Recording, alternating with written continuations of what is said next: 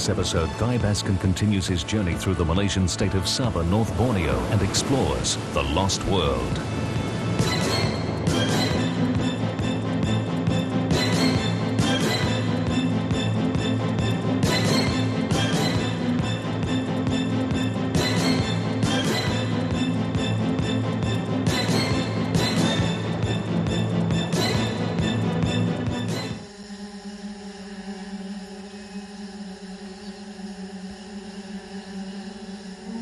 Leeches. We grow to accept them. The jungle floor is alive with them. Totally blind, they hunt warm-blooded animals and are equipped with heat sensors like rattlesnakes and the latest guided missiles. If you put your hand on a log or sit down for a moment, you can see them looping towards you, ready to inject their anticoagulant and local anaesthetic. They get in everywhere, the eye holes of boots and under sleeves of shirts. Getting ready for bed, you can find a sack of your own blood clinging to you. They can live a year between meals, which may explain their appetite. First impressions over, we started out from our base camp to Camp 2, 366 metres above, up a steep slope and slippery razorback ridge. There's hardly any level ground in the basin, and the going was very tough, contrasting strangely with the Garden of Eden atmosphere. The white leggings, by the way, are impenetrable leech socks, useful only if you want leeches to climb higher up your legs. It was very hot, and on our daily check we found the humidity was at the lowest, 70% in the early afternoon. At night, as the temperature fell, the humidity rose to a dripping 100%. Here, on the way to the heath forest, we found traces of one of the world's rarest creatures. Thanks to the government, we had been the first to record its song and film the only one successfully captured in Sabah. Now we found proof that it existed here too.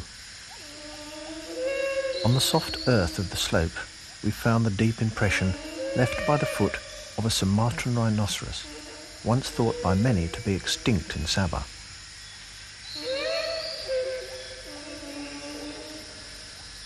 With discoveries like this comes hope that the government may soon be able to capture a mate for Tenagang, the male we'd filmed previously.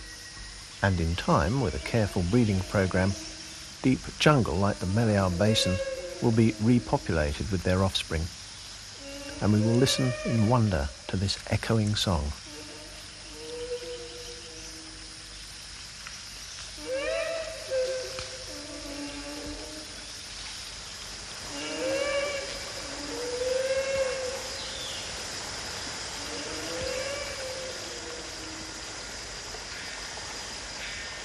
The stream ran past small rocks. Lichen covered the trees. Vines and lianas hung everywhere.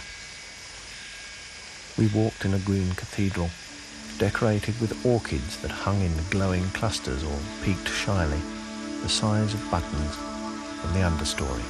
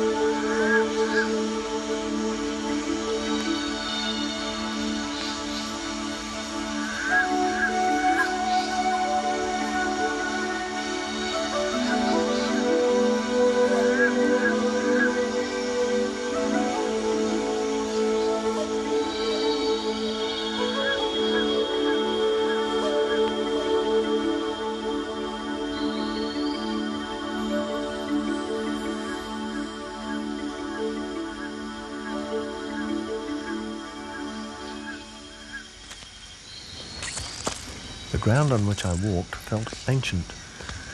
It is in fact a long-dead seashore. It was hard to imagine that once great waves crashed on the seemingly endless beach as I picked my way carefully through the moss-covered boulders.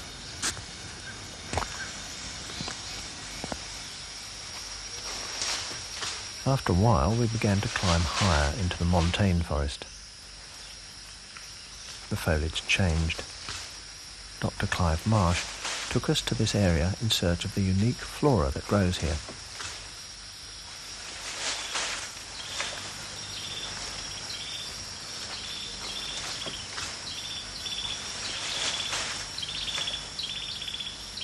Coiled around the trees and hanging in staggering profusion are giant pitcher plants, their open mouths inviting unwary insects in.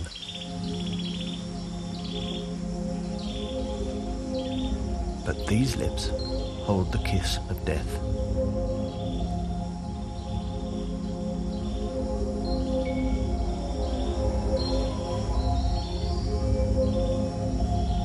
These carnivorous plants are almost unique to Southeast Asia. Sabahans call them perioc monyet or monkey pots, and there are 30 different sorts in Borneo. Digestive juices inside the pot dissolve anything that falls in. Once dead, it becomes absorbed through the walls and feeds the plant.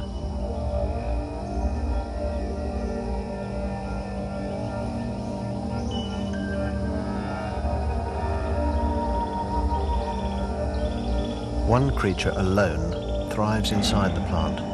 Mosquito larvae live quite happily in the deadly fluid.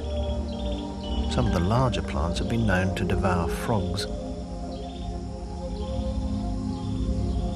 It was quite a relief to see a kindly rhododendron.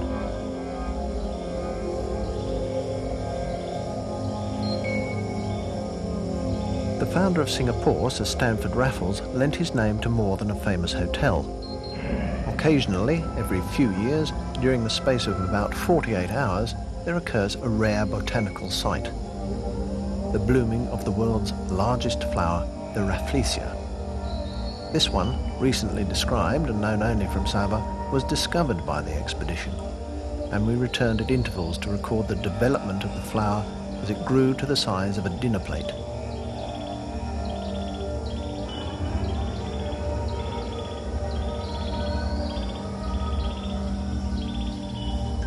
Perfume actually smells like decaying flesh, attracting flies which, when landing in the flower, help with pollination.